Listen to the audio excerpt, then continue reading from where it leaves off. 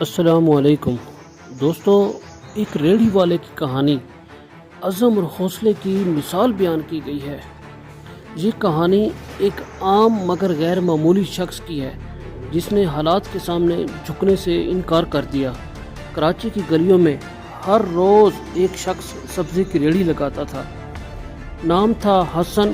چھوٹے سے کچے مکان میں رہنے والا یہ شخص دن بھر کی محنت کے بعد بمشکل اتنا کماتا تھا کہ بچوں کا پیٹ بھر سکے۔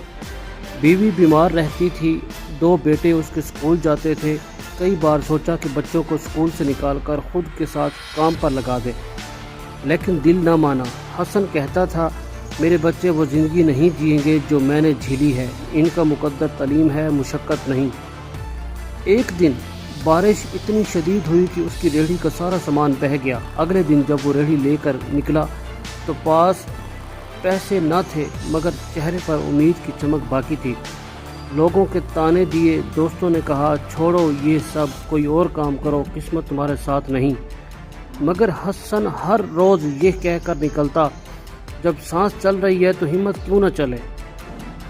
کچھ دن وہ خالی ہاتھ واپس آیا۔ پھر ایک دن ایک بزرگ نے اسے دیکھا جو خود بھی کاروباری تھے۔ انہوں نے حسن کی دیانت اور حوصلہ دیکھا۔ اگلے دن اس بزرگ نے اسے کچھ سبزیاں لا کر دیں اور کہا، یہ قرض نہیں، تمہاری محنت پر یقین ہے۔ حسن نے دوبارہ سے کام شروع کیا۔ تھوڑے ہی دنوں میں اس کی ریڑھی پر رش بڑھ گیا۔ حسن نے اپنی سچائی اور خوش اخلاقی سے گاہکوں کے دل جیت لیے۔ وہ بچوں کی فیس وقت پر جمع کراتا رہا، بیوی کے علاج بھی شروع کرا دیا۔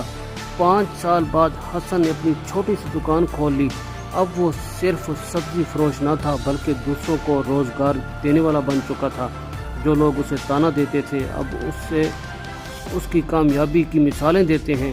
ایک صحافی نے ایک بار اس سے پوچھا، کامیابی کا راز کیا ہے؟ حسن مسکرایا اور بولا، یقین، صبر اور مسلسل محنت۔ جو شخص اپنی ایمانداری پر یقین رکھتا ہے وہ کبھی ہارتا نہیں۔ آج حسن کے بیٹے انجینئر بن چکے ہیں۔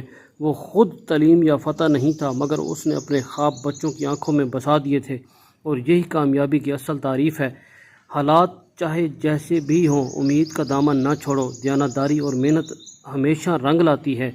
بڑے خواب وہی دیکھتے ہیں جن کے حالات چھوٹے ہوتے ہیں۔ یہ کہانی ہمیں یہ سکھاتی ہے کہ کامیابی کا تعلق وسائل سے نہیں بلکہ جذبے سے ہے۔ اگر انسان سچے دل سے کوشش کرے تو اللہ بھی اس کی مدد کرتا ہے۔